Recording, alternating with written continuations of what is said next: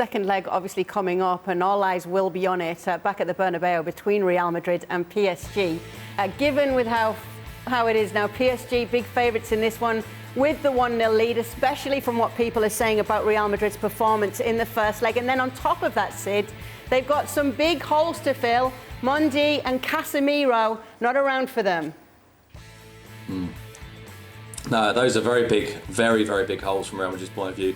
There isn't really a player in the squad that plays the Casemiro role. They could try Fede Valverde there, but it's not his natural position. They could try a Camavinga there, but it's not his natural position. I wouldn't be at all surprised if they tried to make up for it by playing Kroos and Modric in the middle of midfield with two midfielders either side of them and made it a 4. But of course, they have to go and look for the goal. The good news from Real Madrid's point of view, and genuinely, I think this is really significant, they only need one.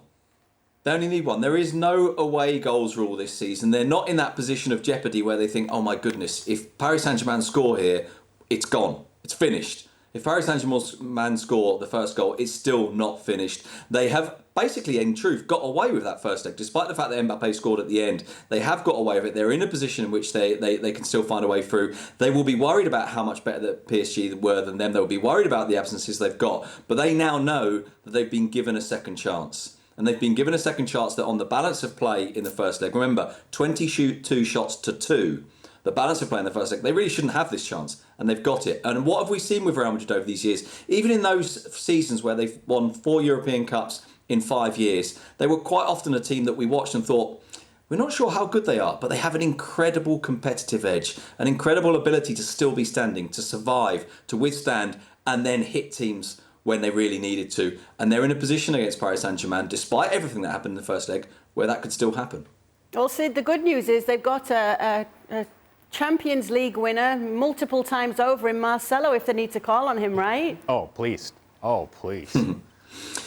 I'll be honest with you, and I really am very reluctant to say this because I don't want it to risk sounding like a lack of respect for a player who I think has been absolutely wonderful for Real Madrid. I think he may well be the greatest left back they've ever had, and that is saying something considering this is the club that Roberto Carlos played at. But I don't see them playing Marcelo. I don't see any scenario in which they play Marcelo right now, given the shape that he's in, given the level of performance that you need from him, and given the quality of the team that they're up against, given the fact that in all probability Neymar will be fit enough to start and running at whoever the left back is. Now, obviously Mbappe's on the other side, so perhaps you avoid that problem, although he did play a little bit of the time on the right the other night. But for all the enormous amount of respect that I have for what Marcelo has done in his career, I just don't see him starting. I think the most likely scenario is that Nacho is used, whether that's Nacho used at left back or Nacho used at centre back and David Alaba played at left back. I think that will be the solution. I don't think it will be Marcelo. Thank you very much for watching ESPN FC on YouTube. For more highlights, analysis and exclusive content, be sure to subscribe.